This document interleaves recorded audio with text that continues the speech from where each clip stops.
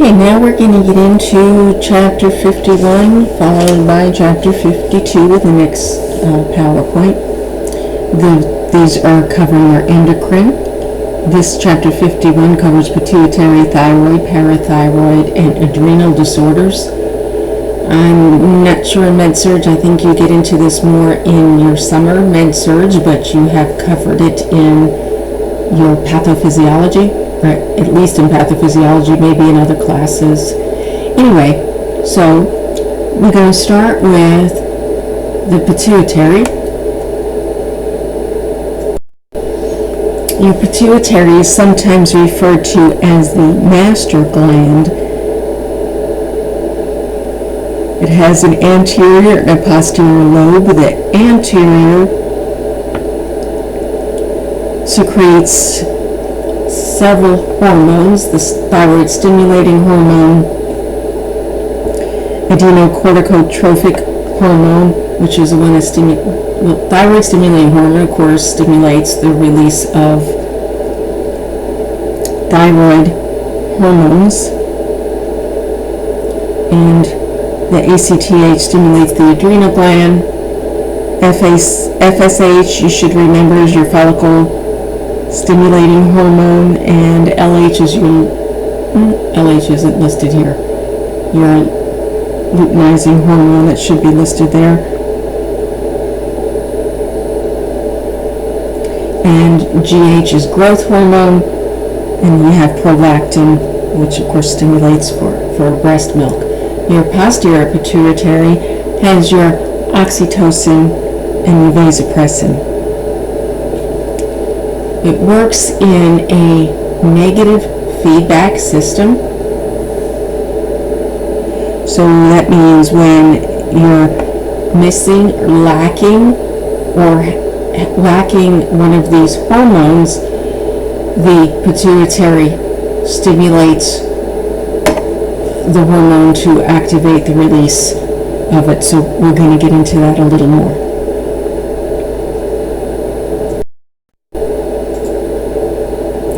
We're going to start with the growth hormone. I probably should have put the next slide. Anyway, so with your growth hormone,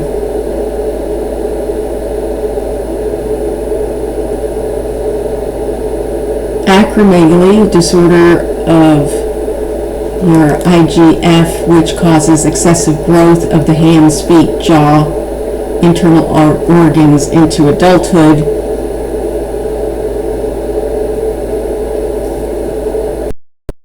This is when you have an excessive release of the growth hormone. It's often due to a pituitary tumor, not always, but often is.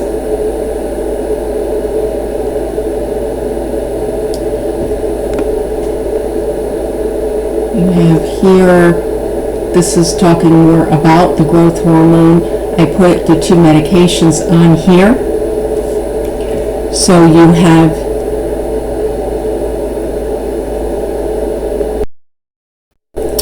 up here your somatropin, which is used to treat growth failure in children that is due to growth hormone deficiency.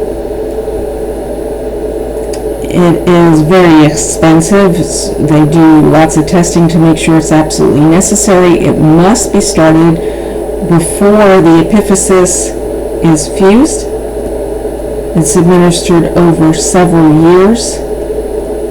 If they have to receive it for a prolonged period of time, it antagonizes insulin and eventually causes diabetes mellitus.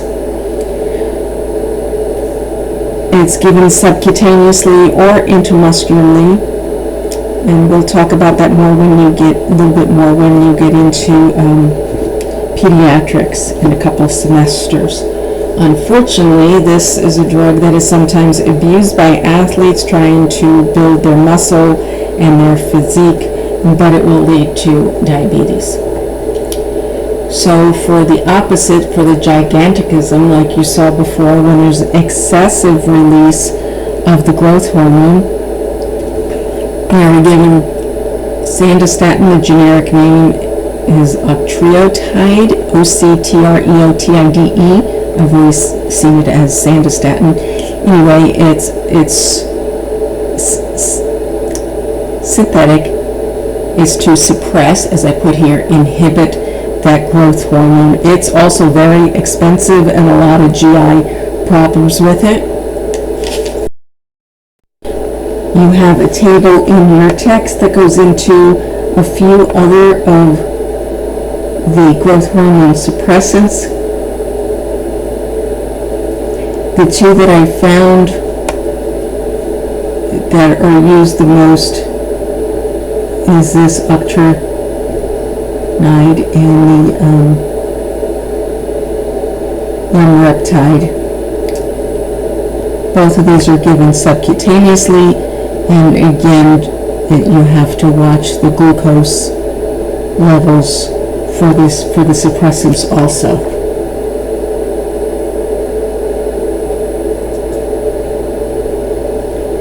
Now into the thyroid. I thought this was a good picture talking about the thyroid. So just because you will get more of this, I'm just covering the medications, but to give you a little bit of understanding. As you can see, your thyroid has multiple functions and affects your entire body, your thyroid hormones.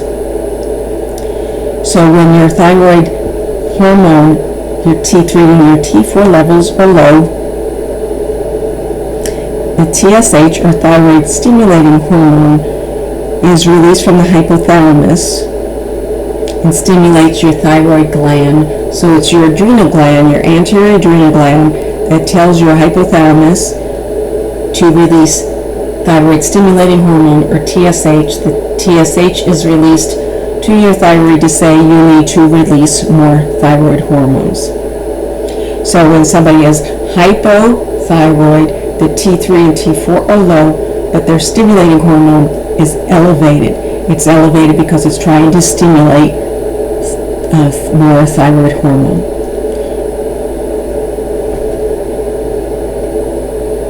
So when it is normal, it's your growth and development, your liver, heart, nervous system, immunity, bones, it affects everything.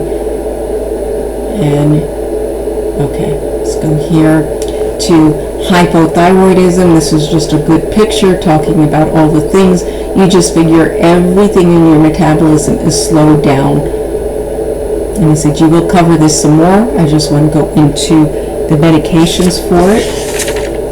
Levothyroxine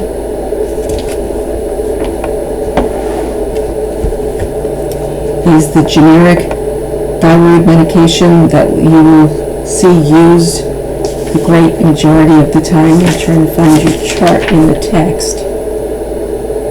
Okay, it was just over a few pages. Anyway, so levothyroxine is the most common one. If you look at your list, your levothyroxine, liothyronine, everything has a THY in it, knowing it's a thyroid, but levothyroxine is what you'll see used 99.9% of the time. It is usually the generic. Occasionally there are people that actually have to have the brand name Synthroid, because there's a difference in some of the generics, and this is one of the exceptions where sometimes people actually need the brand name Synthroid for their levels.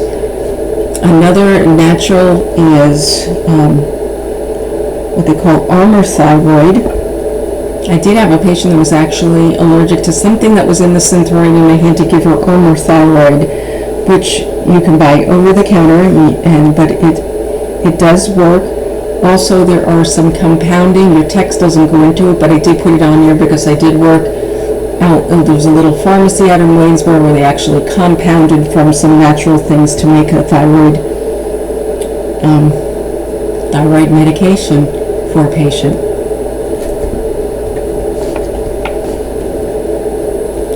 So when you're on any thyroid medicine, hypo or hyper, you're going to be monitoring the TSH, the T3, and the T4. Hyperthyroidism is when everything is full speed ahead. You can see where there's sweating, tremors, diarrhea, amenorrhea, fine straight hair, bulging eyes, facial flushing, enlarged thyroid, tachycardic, everything, and it's in bad shape. Thiamides are what are used to slow it down.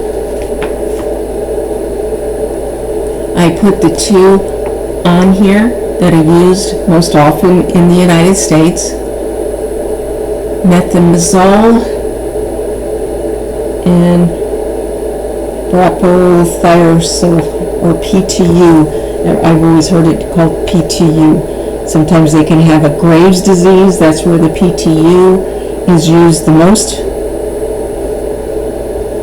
to stop the conversion of the T3 and T4. A lot of times they will use this one before surgery, trying to control the toxic goiter until surgery is done. Both of these medications are a category D in pregnancy. As you can see here, definitive therapy for Graves' disease, toxic nodular goiter, and preoperative for thyrotoxic patients, along with RAI.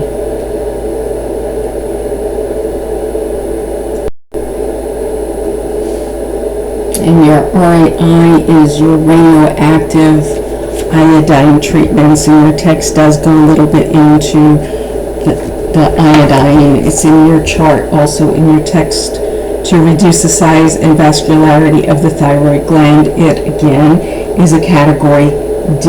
It is given by mouth 3 times a day for 10 to 14 days before surgery. Dilute the drug and administer after meals. Sip through straw to avoid discoloration of the teeth. I said pregnancy category D. Okay. Now we're going to go into the parathyroid. So your parathyroid, PTH, parathyroid hormone. This is a good picture. You see on the posterior or back side of your thyroid, you have your parathyroid glands.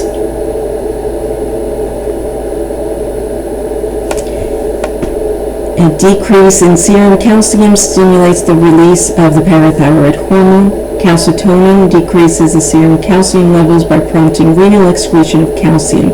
The functions of the parathyroid hormone and calcitonin are discussed in another unit. So the parathyroid hormone agents to treat hypothyroidism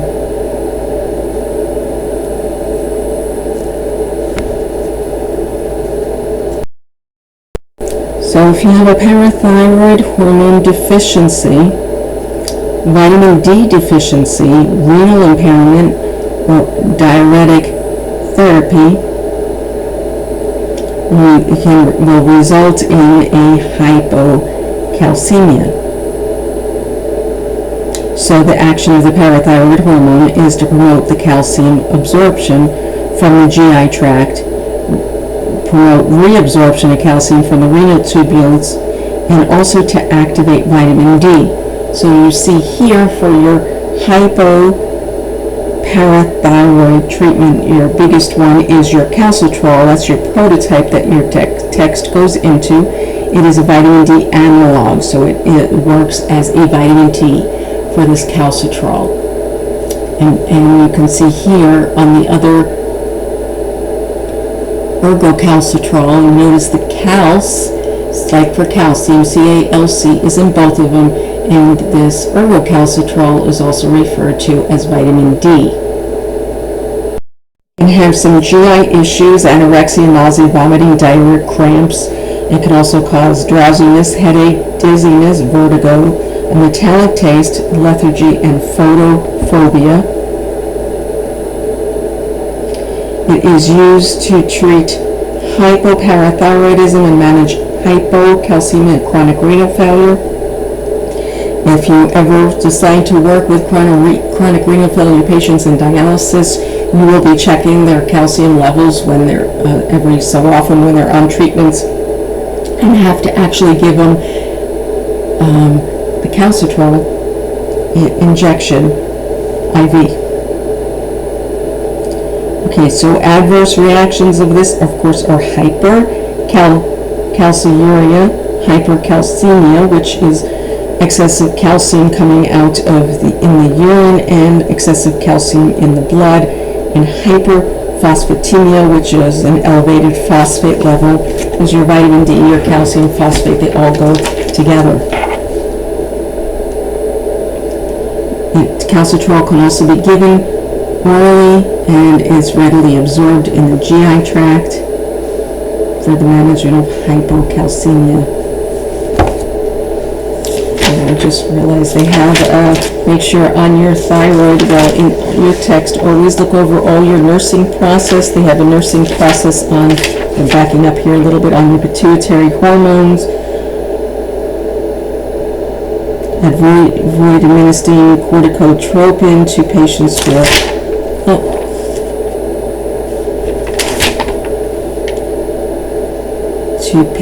with, adrenocortical hyperfunction.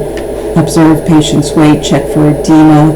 The side effects are repository corticotropin is sodium and water retention. Watch carefully for side effects. When it is discontinued, it has to be tapered off, not stopped suddenly.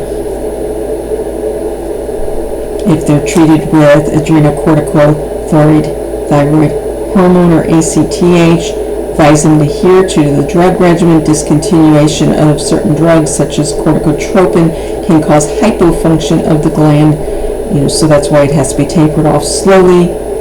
Patients being treated with adrenocortico ACTH, it's easier to just say that.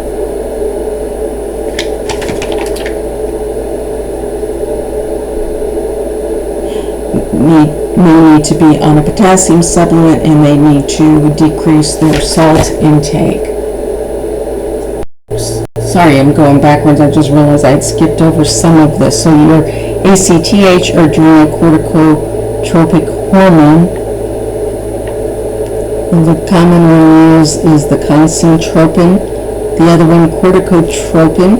As you can see, the corticotropin, that parts for cortisone with tropin sound are in the ACTH, so you will know what those names are. It can be used for diagnostic testing. I think I'm going to go into that in a couple of slides a little more. Just came across that section in the text. Okay, when you did your hypothyroid, there's a levothyroxine prototype in your text that you should look over. Go backward. And some more with hypothyroid on medication when you're taking them.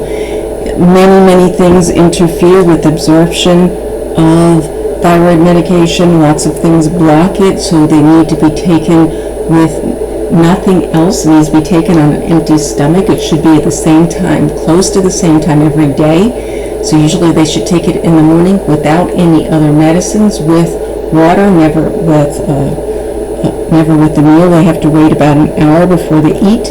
I always tell patients to keep their thyroid medicine for hypothyroid at their bedside, and as soon as they open their eyes, even if they wake up during the night, to go ahead and take it, to make sure they take nothing else with it.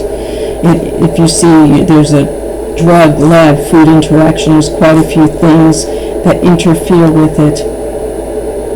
And it's always taken an empty stomach. Your text says a half hour to 1 hour. I always tell people 1 hour because it's definitely needed to absorb. It's contraindicated in thyroid toxicosis. Of course, if your thyroid is overactive, you're not going to take a hypothyroid or a thyroid hormone. Contraindicated in myocardial infarction, severe renal disease, and adrenal insufficiency.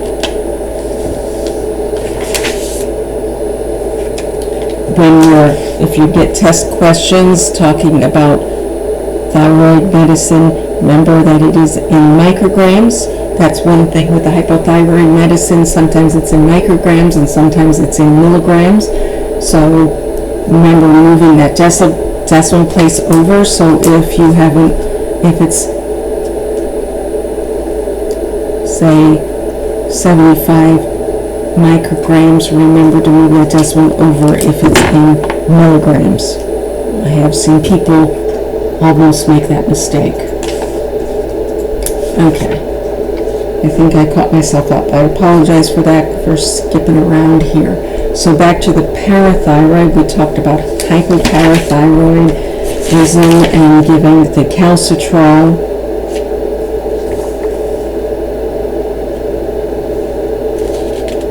Oh man, wow, I'm sorry, it's late. Back again. I did talk about your hyperthyroid, I did talk about your, I did talk about that. Okay, so hyperparathyroidism, well, endocrine system can get confusing. Hyperparathyroidism, we talked hypo, you have a table in your text, talks about the calcitrol and the ergocalcitrol, which I told you about. So hyperparathyroidism and hypercalcemia. Not very common, usually it is caused by malignancies in the parathyroid gland, usually. It can be malignancy from another area, as it says in your text, but lung cancer.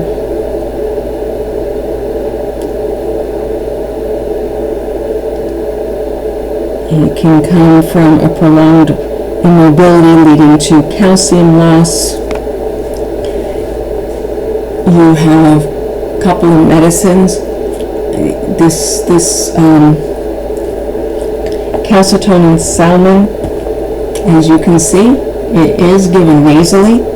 So I put that picture in there to remind you. It is used for Paget's disease. Paget's disease, where they have a loss of the calcium out of the bone. It's very bad. The bones get very soft and crooked, mostly in females. It's used for hyperparathyroidism, hypercalcemia, and it's a pregnancy category C. It is given in the nostrils, and they have to alternate nostrils each day with their dosing.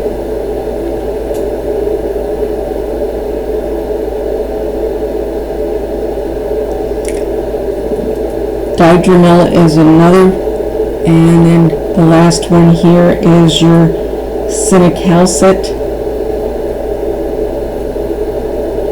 This is for hyperparathyroidism and hypercalcemia, again a category C in pregnancy. So when we get into more, and this is a picture of your, oh wait a minute, parathyroid hormone. You have your nursing process, parathyroid hormone insufficiencies. Anything with the parathyroid, you're closely monitoring their calcium levels. You're assessing for tetany because of the low calcium, which is twitching of the mouth, tingling and numbness of the fingers, spasms, spasmodic contractions, laryngeal spasms. Diarrhea may be an adverse effect of the calcitrol for the hyperparathyroidism, getting replacement. Again, monitoring your serum calcium. Your calcium levels, normal is 4.5 to 5.5.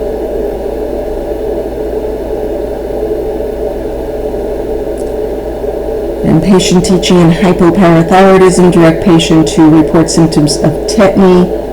Then the hyperparathyroidism, teach patient to report signs of hypercalcemia, bone pain, anorexia. When it's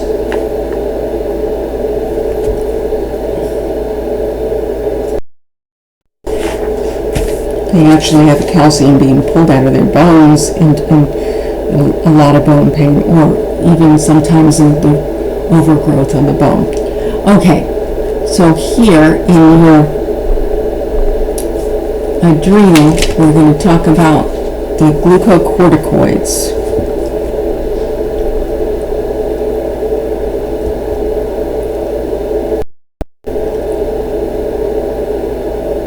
So your adrenal does release glucocorticoids, cortisol. And cause, you see here, promotes sodium retention and potassium excretion. So if you think about that, if somebody is getting glucocorticoids, you're watching for their sodium level. You need to know your sodium levels, and you're looking for hypocalcemia.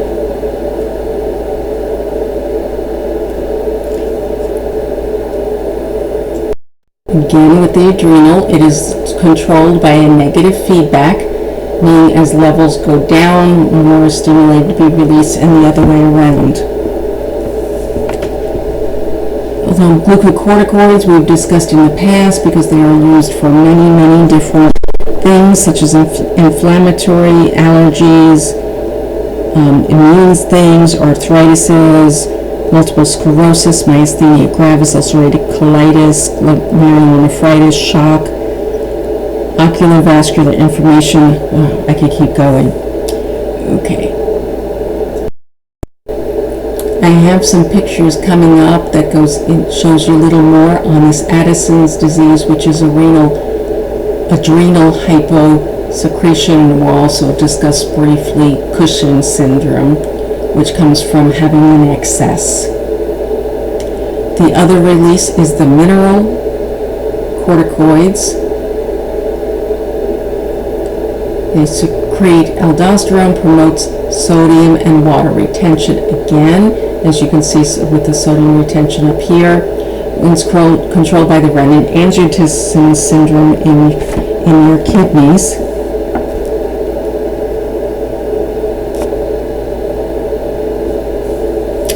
Most agents, well, let me see, let me go to here. It's just showing you the promotion, stimulation, inhibition that goes on here. If that helps you with your aldosterone, potassium excretion, so you're looking for hypocalcemia, you're watching for hypernatremia, which of course increases blood pressure, increases fluid retention. So there is a test that is done to see if it's a true adrenal insufficiency. This was very briefly mentioned in your text, so I found this to help a little bit. For this, cozentropin is administered to watch for the body's response to see if it is an adrenal issue. They do a lot of this. You don't need to know this test. That's just what this cozentropin is used to stimulate, and then to check for the adrenocortical hormone to be released, checking for adrenal insufficiency or adrenal fatigue, looking for it hypofunction or hyperfunctioning. Your cortisol levels are what is it called, diurnal, where the levels go with your cycle, and they are higher during the night, very first thing. So when you get the levels drawn, you draw them first, very, very, very early in the morning. It's interesting, it doesn't even matter if you're a night shift person, because it goes like with the sun. Anyway, there's a couple of diseases. Addison's disease, it's when they use that other medication on the previous slide to test for it. You can see everything slows down. Hypoglycemia, hyponatremia, hyperkalemia, progressive weakness, confusion, apathy, sometimes referred to as like adrenal fatigue. They even get a psychosis. So just don't need to know too much about Addison's, just this treatment. That's why I put this slide in here too, because it is treated with the glucocorticoid. They usually use the combination of a glucocorticoid and a mineral corticoid. On the next slide, I have the ones that are separate and the combination. Watching very carefully for infection, hypoglycemia. Remember, these are glucocorticoids, or what we've discussed in the past with steroids. Great risk of developing diabetes, raised blood sugars, watching for hypertension. Also, a side effect is osteoporosis, so that is a contraindication. It's precaution with glaucoma. Lots of drug interactions, as you note in the chart on prednisone. GI toxicity, bleeding, if you're giving it with aspirin or nonsteroidals, as we discussed in the previous chapter, so that should be understandable. Side effects, a lot of GI effects, nausea, abdominal bleeding. It can lead to depression, a lot of mood swings, definite mood changes when people have been on it for a period of time. You can have an adverse reaction of some bleeding with petechiae, ecchymosis. I mentioned osteoporosis. You can also have a life-threatening GI bleed.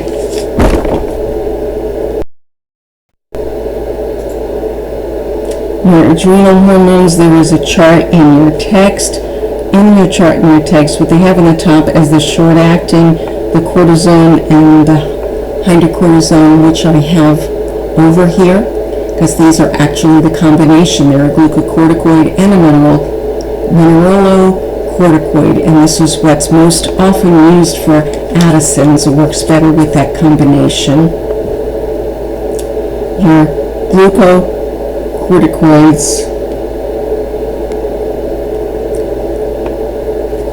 are listed at your methylprednisone, prednisone. As you can see, they all have the zone in your hydrocortisone, cortisone over here.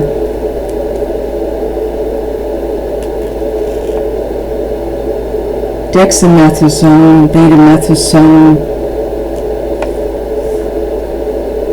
and fluorocortisone, which is right in here. On the chart in your text, it mentions that's cosintropin or corticotropin, which are the drugs that are used for the testing, as noted in, in that slide there. So again, these combination with the glucocorticoid and mineralocorticoid, which is your cortisone, acetate, and your hydrocortisone are the ones that are used for adrenal insufficiency. Hydrocortisone is used for other inflammatory things too, but both of them can be, but these are what are used for adrenal insufficiency. The ones that are distinct, like just the glucocorticoids, are used for inflammatory things or immunosuppression. Some of the long-acting, like betamethasone, again, you have the methasone sound in it.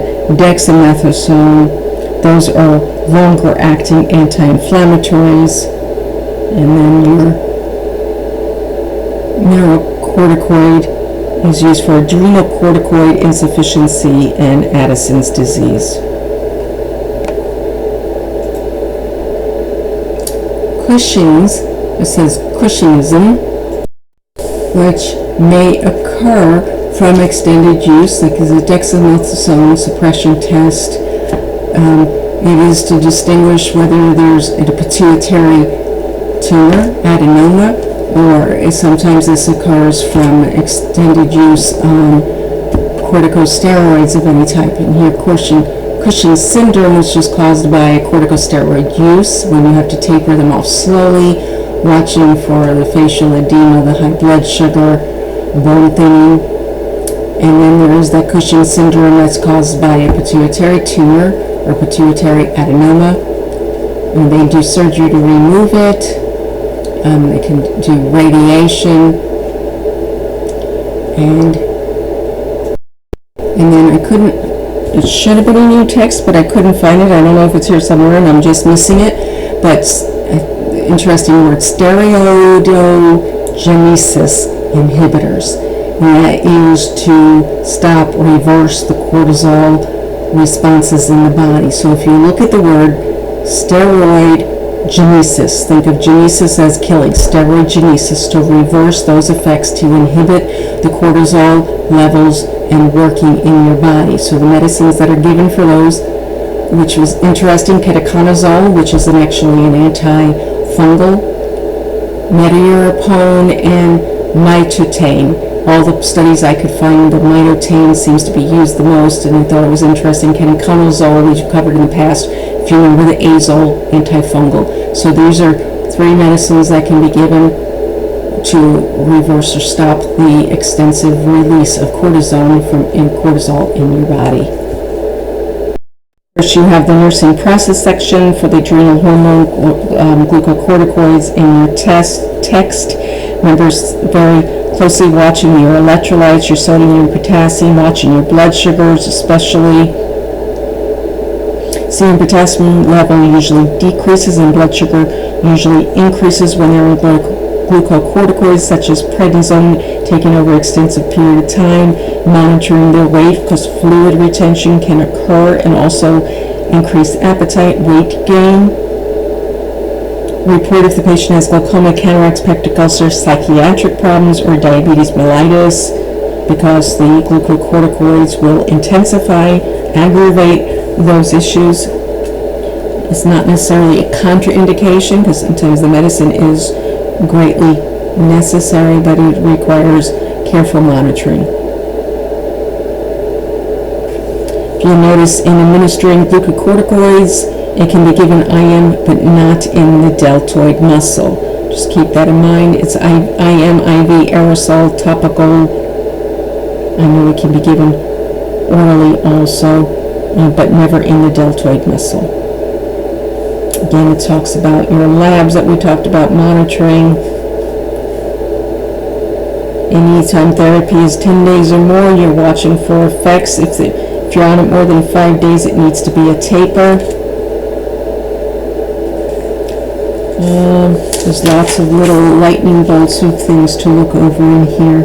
Encourage patient to carry a medical alert identification card, tag, or bracelet saying they're on glucocorticoid, what they're taking. There's an herbs and corticosteroid alert at the very end of your chapter. Herbal laxatives such as cascara and senna, and herbal diuretics such as celery seed, juniper, can decrease your serum potassium levels when these herbs are taken with corticosteroids. Hypokalemia may be a severe threat. Ginseng taken with corticosteroids may cause central nervous system stimulation and insomnia. Echinacea may counteract the effects of corticosteroids, because echinacea actually does boost the immune system, and your corticosteroids are to suppress the immune system. Licorice potentiates the effects of corticosteroids and may cause a substantial decrease in serum potassium levels. So anytime you're thinking of corticosteroids, glucocorticoids, anything with that SONEDEXA part, that you know they're glucocorticoid or corticosteroid. Remember, glucose up, potassium down. Those are things you want to watch. Okay, and that is the end of chapter 51, and you need to continue on into chapter 52.